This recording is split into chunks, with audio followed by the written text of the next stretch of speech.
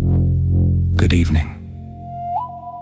Last night we covered the sentencing of convicted murderer Brett Butts. Tonight, we asked the question investigators spent nearly a year trying to answer. Why?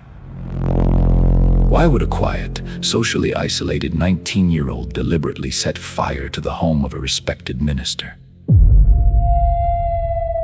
The answer begins years before the fire, inside the halls of Pineview High School. By every account, Brett Butts was invisible. Teachers described him as intelligent. Classmates described him as strange. Attendance records show nearly 300 documented disciplinary reports involving harassment directed at Brett during his 4 years at Pineview High. He was shoved into lockers, laughed at during presentations. His books were routinely thrown into trash cans. One former student told investigators, "Nobody hated Brett. We just enjoyed watching everybody else hate Brett." No evidence has ever suggested Brett had a history of violence. No juvenile arrests, no documented fights, no gang activity, no weapons, nothing until Heather Hart.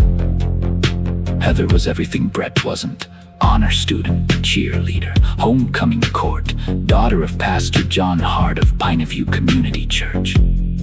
Publicly, she represented everything the community admired. Privately, investigators would discover a very different young woman. Friends described constant arguments inside the Hart household. Former classmates recalled Heather openly talking about becoming a model after graduation. Church members insisted her parents considered those ambitions sinful. One detective later summarized the relationship in 4 words. 2 people wanted control. Her parents wanted control over Heather.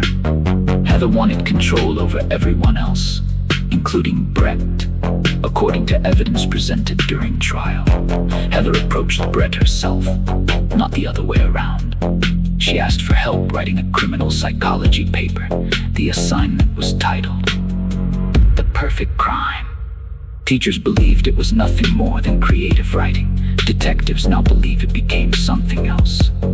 Brett spent weeks researching arson investigations, insurance claims, response times, natural gas systems, and methods investigators used to determine the point of origin in residential fires.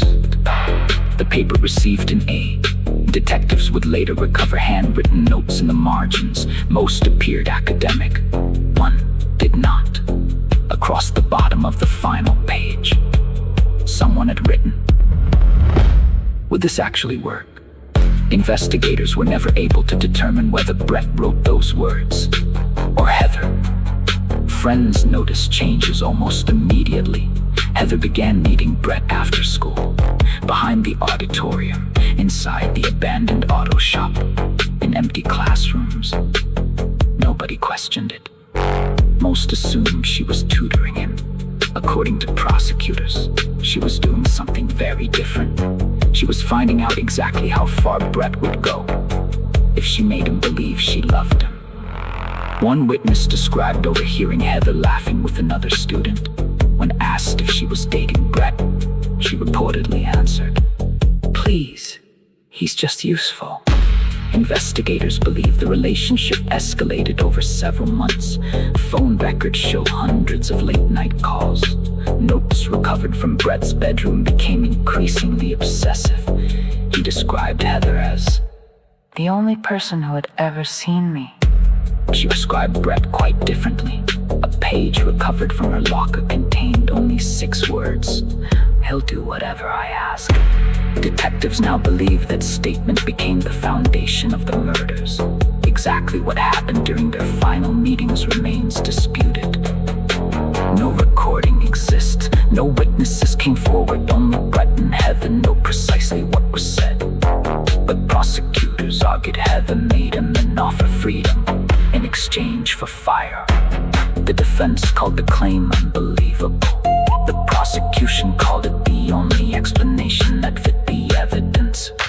Whatever happened, Brett stopped being a lonely teenager. He started behaving